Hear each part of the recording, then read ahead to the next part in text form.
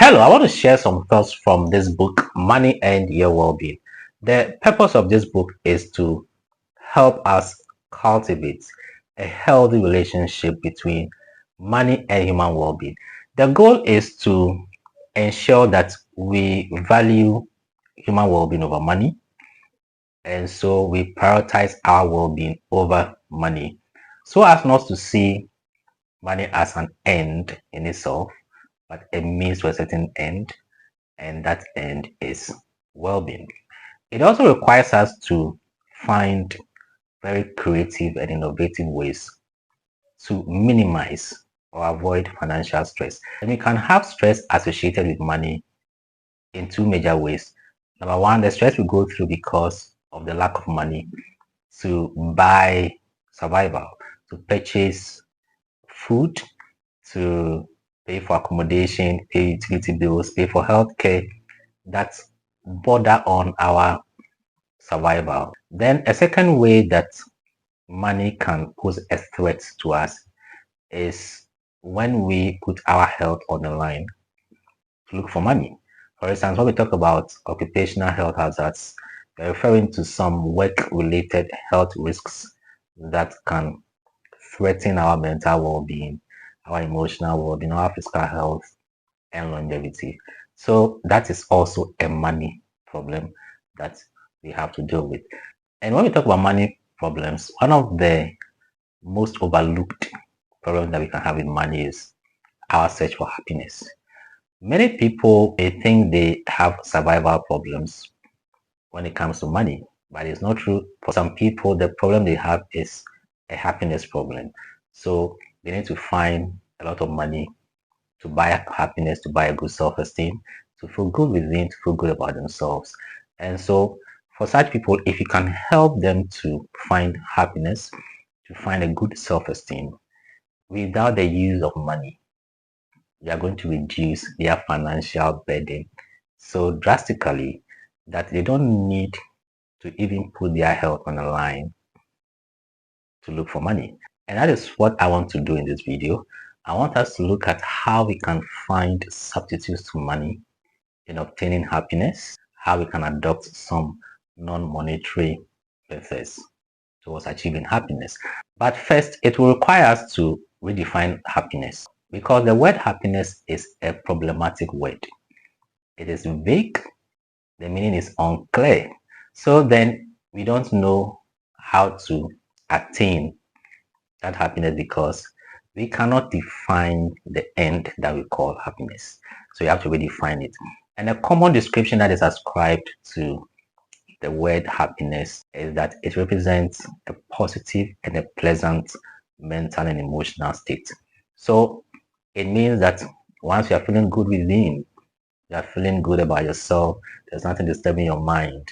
There are no worries, no fears, no anxieties. There are no negative thoughts or emotions like anger, bitterness, unforgiveness, offense. There's no sense of guilt, condemnation, or regret. There's no sense of feeling inadequate in yourself. And this is enough to ensure your mental well-being, your emotional well-being, to ensure your physical health, to ensure your longevity. You may not have to call it happiness. You may not have to call it peace of mind. You may not have to call it satisfaction or fulfillment, but it is a positive and a pleasant mental and emotional state. So we may have to refrain from using the word happiness.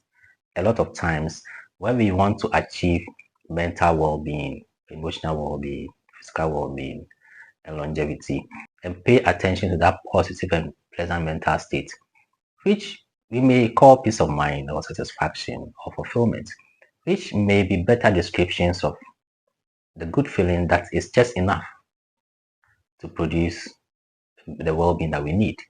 And so we don't have to spend so much on happiness, whereby you think you have to go on a vacation, pay for entertainment, pay for the seeking of pleasure, the seeking of fun, and many other things because you want to be happy. Because for happiness, you may have to spend a lot of money to be happy.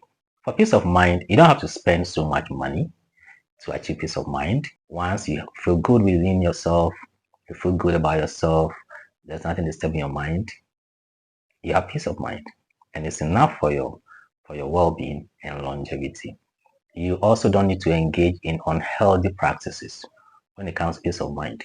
When it comes to happiness, many have made the excuse that the reason why they are abusing alcohol is because they are looking for happiness, even though it can give them a liver disease. So for the sake of happiness, you may have to even engage in unhealthy practices that can cause harm to yourself because you're looking for happiness.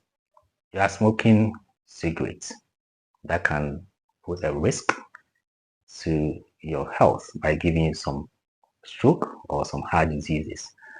And you are calling that seeking for happiness. But when it comes to peace of mind, you could not say that, well, the reason why I'm smoking cigarettes is because I want peace. Or the reason why I'm engaged in having multiple sexual partners is because I want peace. But you can say because I want happiness. Meanwhile, peace of mind and satisfaction are enough for your well-being, and they are also easier to attain than happiness. So then it is better to define or redefine happiness as peace of mind and satisfaction. Now I'm going to give you 3 ways to achieve the satisfaction and peace that can inform your well-being. Number 1 is to adopt a manner of thinking about yourself based on the highest image a human being could ever have. And this image is definitely not an image that fits any man-made stereotype. It is that image of the human being which is created in God's image. So you are ascribing the highest human status and prestige to the human being being created in the image of God. And you are encouraging a self-respect based on this inherent or innate dignity that is rooted in being created in the image of God. And you are affording other people the honor and the respect they deserve because they are created in the image of God, and expect these other people also to have self-respect based on being created in the image of God. So the image ascribed to the greatest king of the greatest kingdom on this earth is still not good enough when compared to being created in the image of God. The image assigned to being the most powerful presidents of the most powerful nations of this world is still not good enough when compared to what it means to be created in the image of the Almighty God. And the image that we ascribe to the richest man on this earth is still inferior to being created in the image of God. And all the time we are going to be thinking that the only value and worth we can place on the human being is that the human being is created in the image of God. And so we cannot quantify human worth and human value in money or in what money can buy or by some human achievements.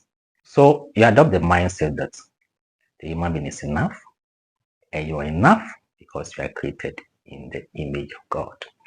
The second mindset to have to create peace and satisfaction within is that you have to practice gratitude and contentment.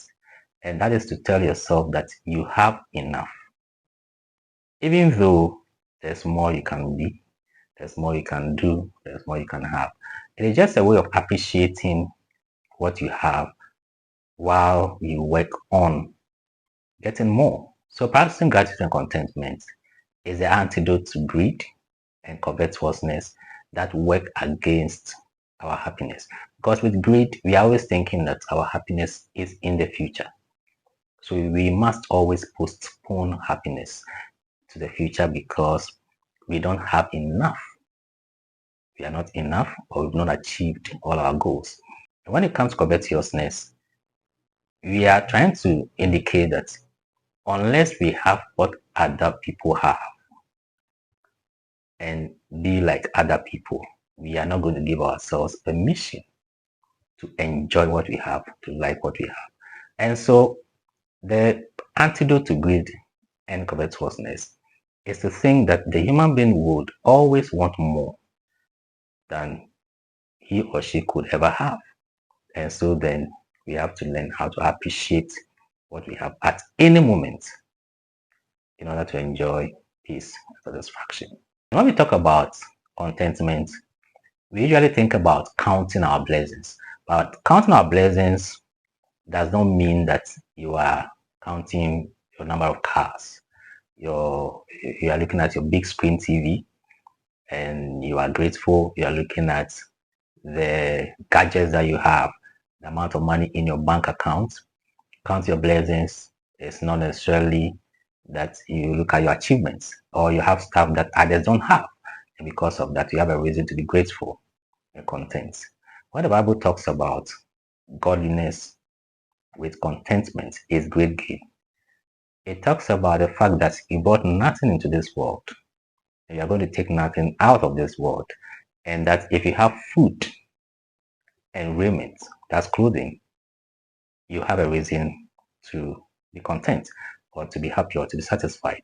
So the Bible is talking about being content because of basic stuff, basic things like food, clothing, shelter that sustain your survival. It's not talking about you have cars, you have houses, so be content. It means that for many people, at any point in time, when you realize that you have basic stuff, you have food to eat, you have a place to sleep, you have to be content with that and have a reason to be satisfied and to be happy. A third effort you need to make to ensure your satisfaction is by engaging in activities that contribute to promoting human dignity and well-being. So you are contributing your talents, your gifts, your abilities, your time, your intellect, or some money to solve human problems, to promote human well-being, and so that you can enjoy some meaningful and purposeful living. The reason why you see most millionaires and billionaires doing charity work and having foundations is because they know that no matter how much money they have, it will not bring them so much happiness if they don't have a reason to give to society, to give back to those in need. You don't have to wait till you have a lot of money to say that, well, now I can give. You can give your time, you can give your intellect, you can give your gifts, your abilities, you can give your talent, your energy, as well as money towards a cause that is meant to promote human well-being, to promote human dignity. So three main efforts you need to make to ensure satisfaction and peace and fulfillment that can give you that positive and pleasant mental and emotional states that can give you the mental, emotional, and physical well-being and longevity that you require. Number one, you must think that you are enough based on the fact that you are created in the image of God. Number two, you must think that you have enough once you have basic things that border on your survival. And number three, you must think that you are doing enough because you are committed to something meaningful and purposeful that is promoting human well-being. Now the question is, what about having fun, seeking pleasure, and entertainment? You can do that too. Once it is legitimate, you can have fun, you can have pleasure, you can entertain yourself. Once it is legitimate, it's not unlawful. But what I am trying to say is that when you go to a movie to entertain yourself, the movie is usually 1.5 hours or a little more. When the movie is over, you are coming back to a baseline or a certain normal state. That baseline should still be positive enough to maintain your mental well-being, your emotional well-being, your physical well-being, to ensure your longevity. Whether you entertain yourself or not, you are seeking pleasure or not, you are having fun or not, you are always thinking that you are enough because you are created in the image of God. You have enough because you have food and raiment. And then you are doing enough because you are committed to some meaningful and purposeful living towards promoting human well-being.